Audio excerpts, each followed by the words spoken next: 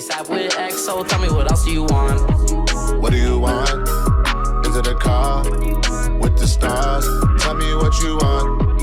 What do you want? Yo, what's going on? It's your boy Nizian here, bringing you another video, and today in this video I'm going to be showing you how you can go ahead and get better at combat in GTA 5 Online.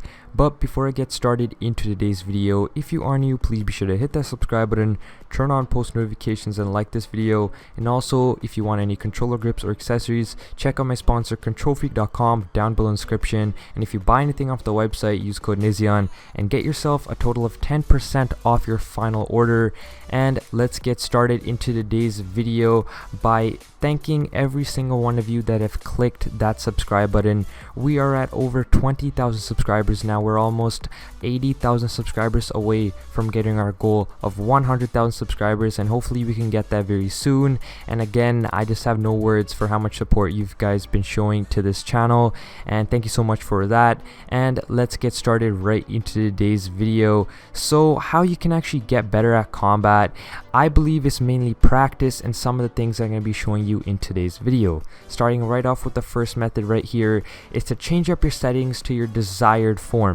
So what that means is that changing your sensitivity, your preference, as well as your display to something that you feel comfortable with. Because a lot of people say different things, that oh, you need higher sensitivity or lower sensitivity, and you need this and you need that, but it really, in my opinion, comes down to what you prefer. Sometimes people like certain settings that not others do, and that just makes them give an edge into combat. So I believe that you should just try out what you feel is the best. And also, some of these settings right here that I'm turning on and off, you could just pause the video and copy the settings. But when it comes to settings as in sensitivity and display area, that is up to you, and depending on your monitor size, just do whatever you feel that is comfortable. Sometimes in Call of Duty and GTA have a little bit of similarity between sensitivity, and sometimes it doesn't. I just like keeping it on 50%, usually my sensitivity, not too fast and not too slow, because that's how I usually use my sensitivity and change the settings to that. And also depending on your monitor size, so if it's like 25 inch, if you're using like a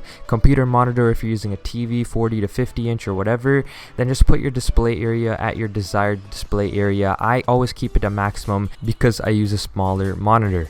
So moving on to the next thing that you can actually get better in combat with is to make an outfit that you actually like, as well as it doesn't have to be like some sort of modded or glitched outfit. It could be pretty simple. What I recommend is to have a bulletproof helmet, as well as some body armor that you could go ahead and buy from Ammunition, as well as a parachute for emergency situations that you can also go ahead and purchase from the Ammunition store. And then what you could go ahead and do is come down to any of the stores that you can go ahead and buy clothes from, or also you could go back to your apartment and then you could make your outfit from there and then save your outfit. Now the reason why I say to make outfits is because sometimes if you go into certain animations, your headgear or sometimes your body gear just gets removed from some odd reason. So that's why it's pretty good to make some outfits that you can go ahead and save and use any single time that you're in combat, or if you're just walking out, because you never know when someone's going to start shooting at you or in a mission or something, and you're just doing it without a bulletproof helmet,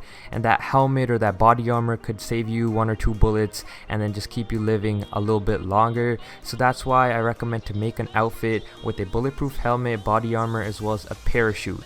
Now to equip any of these parachute or body armor, just go into your interaction menu, go into style and inventory, and you'll see the options right there.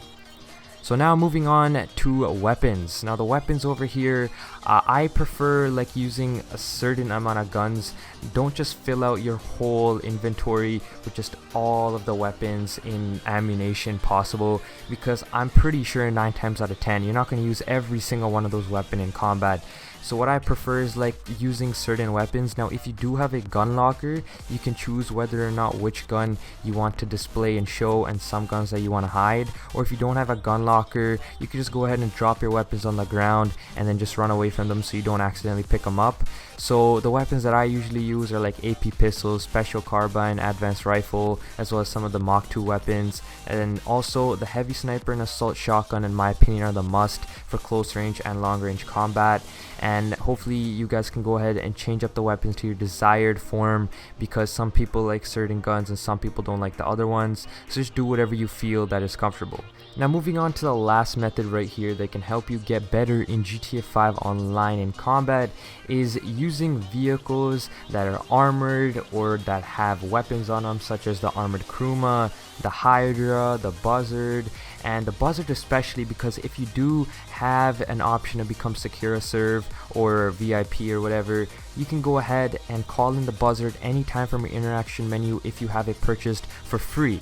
So if you purchase the Buzzard, you can spawn it in basically anywhere around GTA 5 online, and you can call it in at any time. And also some other vehicles you can go ahead and purchase is the Insurgent and the Night Shark, because these are two pretty fast and weaponized vehicles that you can go ahead and push people around with, because it does have a lot of horsepower on them. And the armored Kruma does help a lot with bullet resistance, because it is a very heavily bullet resistant vehicle. And also if you do get a Night Shark and put the armored panes on the side of the windows, it does also become bullet resistant like the armored Kruma. And then once you get that, the only drawback to it is you can't draw weapons out of the window when you have a armored Night Shark with the window panes on them. But you can still have some sort of protection, because it can hold up to a lot of rocket resistance, up to like 8 or 12 homing launchers. I'm not quite sure about that, but you can research that online. So that just mainly finishes off the video right there. Make sure that you have some vehicles that you like, some weapons, and put your arsenal to a preferred way. Don't just buy all the weapons from the ammunition and then start shooting around like that, because most of the weapons you're not going to be needing anyways. Also, make a good outfit that you can use around in combat, as well as changing your settings to your preferred way. And also finally, to practice, I recommend to do deathmatches and adversary modes, because that's probably the best way that you can practice on close range combat, long range, and medium distance combat. So that's been it for today's video. If you guys have any questions, comments, or concerns, leave in the comment section down below. Thank you very much for watching this video. It's been your boy Nezion, and I'll be catching you guys in my next video. Peace out.